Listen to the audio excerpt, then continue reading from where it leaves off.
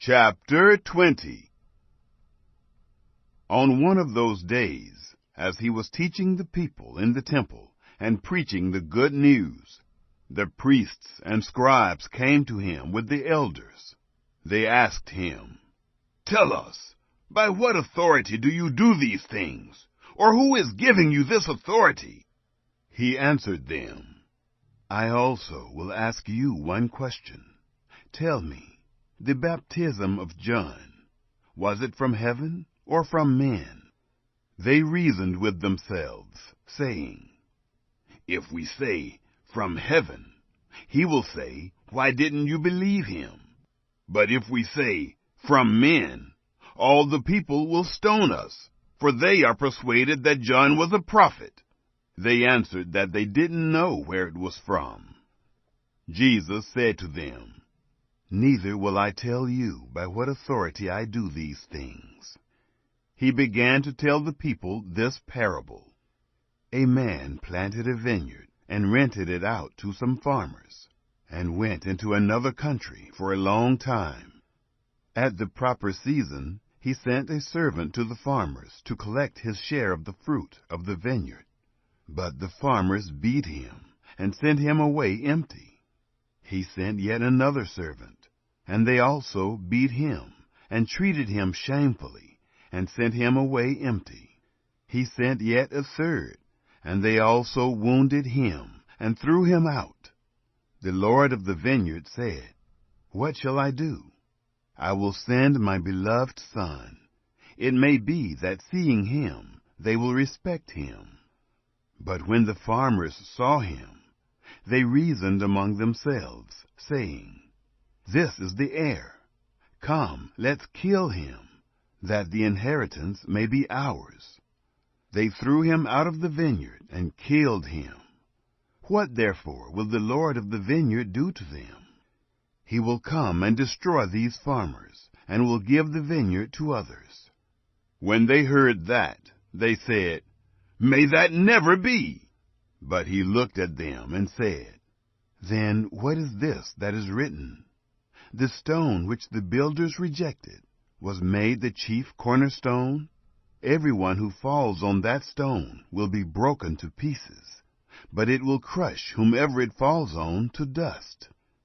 The chief priests and the scribes sought to lay hands on him that very hour, but they feared the people, for they knew he had spoken this parable against them. They watched him and sent out spies who pretended to be righteous, that they might trap him in something he said, so as to deliver him up to the power and authority of the governor. They asked him, "Teacher, we know that you say and teach what is right, and aren't partial to anyone, but truly teach the way of God. Is it lawful for us to pay taxes to Caesar, or not?"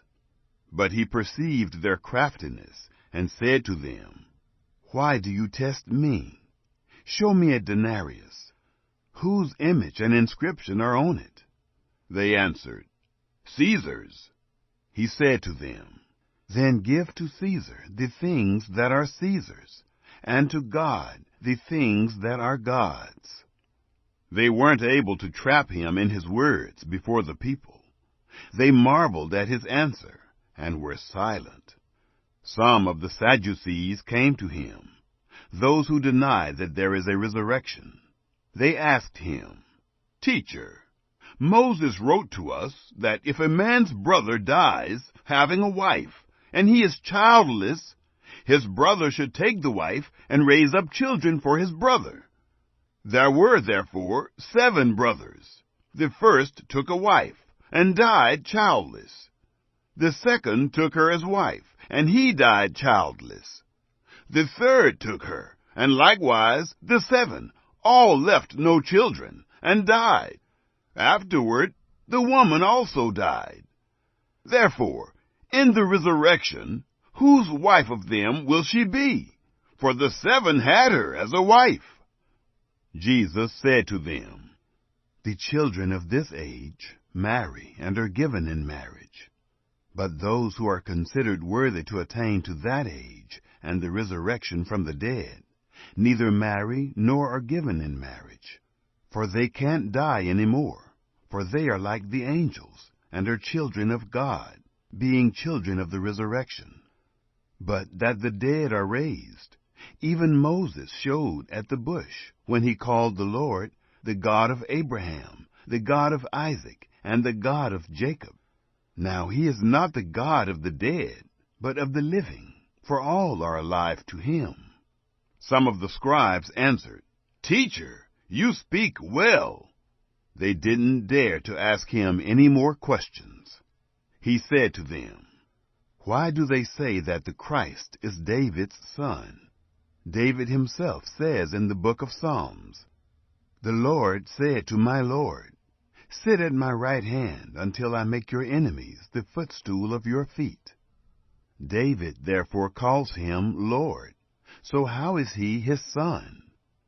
In the hearing of all the people, he said to his disciples, Beware of those scribes who like to walk in long robes, and love greetings in the marketplaces, the best seats in the synagogues, and the best places at feasts, who devour widows' houses, and for a pretense make long prayers.